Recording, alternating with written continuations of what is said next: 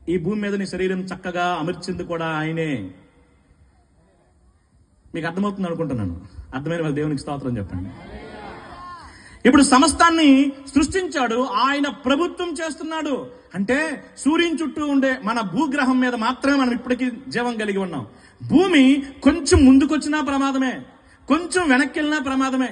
ఒక ఆయన అన్నట్టు, జాన్ స్టార్ట్ అనే భక్తుడు, భూమి కొంచెం ముందుకొస్తే మనము కరివేపాకులాగా మాడిపోతాం. పోనీ భూమి వెనక్కి వెళ్తే మన బ్లడ్ కూడా క్లాట్ అయిపోయి మొత్తం చచ్చిపోతాం. ముందుకు రాకుండా వెనక్కి వెళ్లకుండా తన కక్షలోనే దాన్ని అలాగా తిప్పగలిగిన సమర్థుడు ఎవరు? ఆయన ప్రభువు అయి ఉండాలి కంపల్సరీ. అందుకే ఆయన ప్రభుత్వం కింద ప్రతిదీ ఉంది. సో మొట్టమొదటి మాట ఆయన సృష్టికర్త, రెండవ మాట ఆయన ప్రభువు. అంటే సృష్టించిన తర్వాత సృష్టికి నాకు సంబంధం లేదు అన్నట్టు అలాంటి వ్యక్తి కాదు ఈయన. నిన్ను సృష్టించిన తర్వాత నీ ఇష్టానుసారంగా నువ్వు తిరిగితే నిన్ను చూసేలా ఊరుకునే దేవుడు కాదు ఆయన.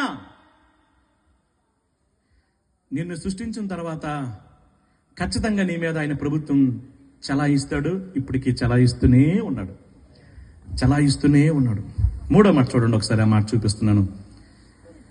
ఆయన అందరికీ జీవమును ఊపిరిని సమస్తమును దయచేయువాడు కనుక.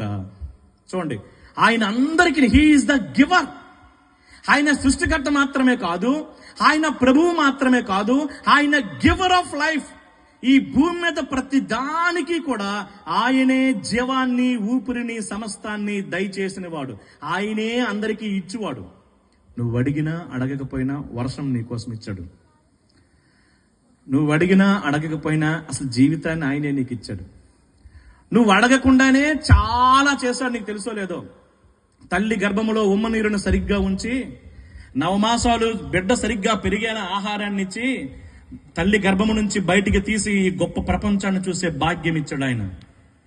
వాళ్ళతో అంటున్నాడు, ఎపిక్యూరస్ స్టాయిక్స్ తో అంటున్నాడు, మీరు అనుకుంటున్నారు ఎంతసేపు సైన్స్ అండి, ఈ మాలిక్యూల్స్ అండి, అణువులండి, పరమాణులు అంటున్నారు కదా. ఓ స్టాయిక్స్, లైఫ్ నిచ్చిందే ఆయన. అసలుకి ప్రతి కణములో జీవాన్ని ఇచ్చిందే ఆయన. ప్రతి జీవములో ఉనికిని కలిగి ఉంచింది కూడా ఆయనే. కాబట్టి మీ జీవితాల్ని నిర్మించింది ఆయనే, మీకు ఊపిరి ఊదింది ఆయనే. ఆయన ఊపిరి ద్వారానే మీరు ఇప్పుడు బతుకుతున్నారు అని. He is the giver. ఆయన మీకు ఇచ్చాడు. గివర్ అనే పదానికి అర్థమేంటో చెప్పనా? ఆయన దయ ఇచ్చాడు. నువ్వు అడగలా.